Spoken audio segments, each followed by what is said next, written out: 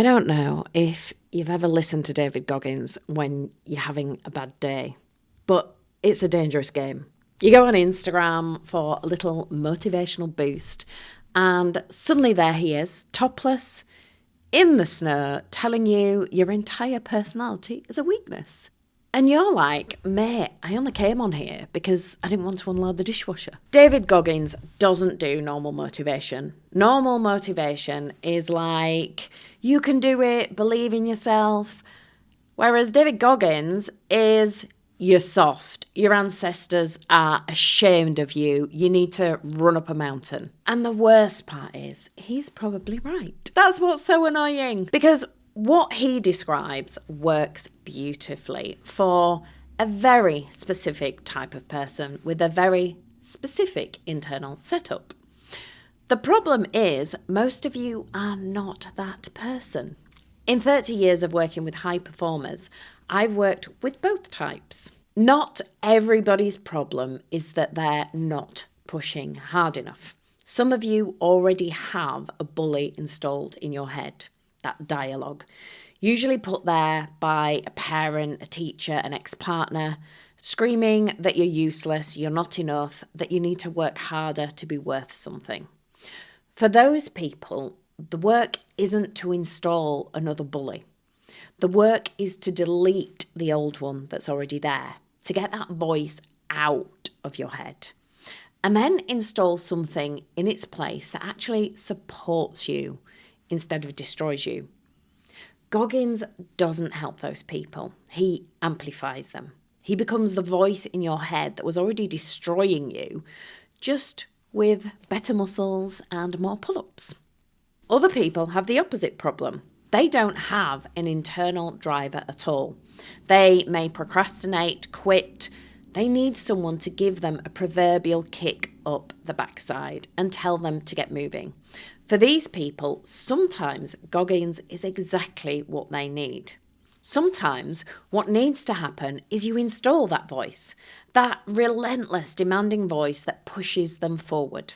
But if you're already compulsively working because you're trying to get away from a past or because you're terrified of failing, pushing harder is not medicine, it's poison.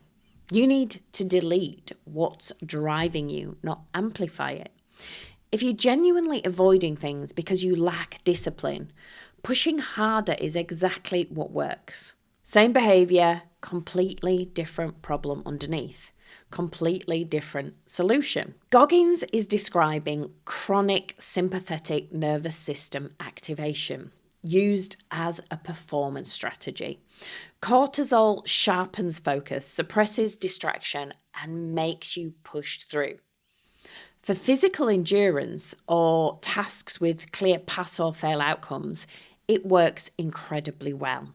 What it also does is partially suppresses your prefrontal cortex, the part responsible for strategic thinking, nuanced decisions, and creative problem solving. Now, the research is clear on this. Chronic stress impairs performance on tasks that require complex reasoning and working memory. So if you're already operating under chronic internal stress because of that bully in your head, adding more cortisol on top doesn't unlock performance. It will completely tank it. So what you're actually training when you Goggins yourself is not to perform better. You're training yourself to perform despite cortisol. Now, if you're the type of person who lacks internal push, that trade-off is fine. You need the cortisol hit to get you moving at all. But if you're the type who already has a bully screaming in your head, you're not trading anything. You're doubling down on the exact mechanism that's destroying you. I think one of the real problems with Goggins is he's ruined rest. Rest used to be lovely. You'd sit down, have a cup of tea, watch a bit of telly, maybe pretend your phone was on charge so you couldn't be productive. Now you sit down and immediately think, am I recovering or am I being weak? You can't even have a bath without feeling you should be doing breath work in ice water. And for people with the internal bully, this is lethal. Rest becomes evidence that you're lazy. Stopping becomes evidence that you're failing. The voice gets louder and louder in your head. Again, for people without an internal driver, that's actually useful. It keeps them moving. So this is important. There's a clinical name for this: compulsive effort. It looks identical to discipline from the outside, the long hours, never quitting, pushing through. The test is what happens when you try to stop. Discipline says, I could stop, I'm choosing not to. Compulsive effort says stopping feels like dying. And if you've ever taken a holiday and you felt really anxious by day 2, that is compulsive effort. That's not toughness. That is your internal bully screaming that you're falling apart if you are not productive. And the solution is not to push harder. It's to delete it and replace it with something gentler, something that encourages you instead of terrorizing you. Some people need the stick, and Goggins is definitely a stick. Some people need a carrot. Permission to rest. Permission to be ordinary and still be okay. And if you wake up at 4 a.m. because you genuinely want to run, Goggins is your person. That voice serves you. If you wake up at 4 a.m. because you're terrified that you're not doing enough, Goggins is the problem. That voice is destroying you, and you need to delete it and replace it with something that actually supports you. I mean, he makes everything intense.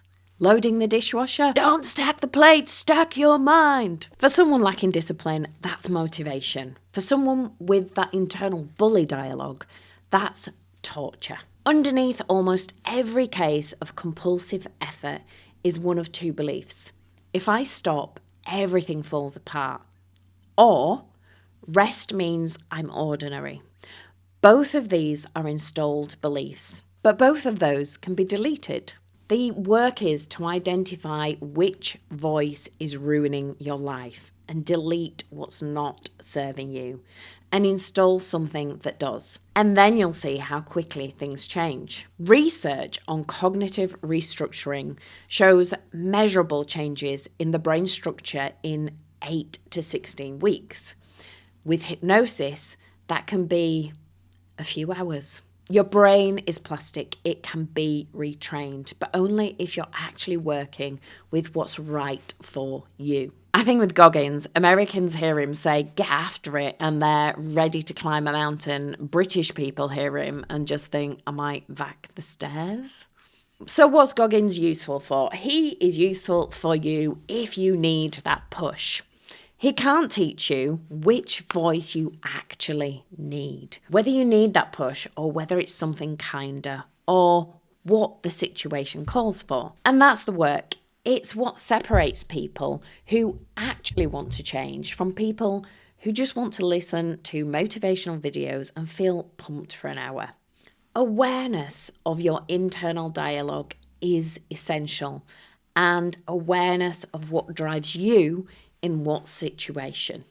I would love to say the carrot is enough to motivate me. However, it's a good old-fashioned stick.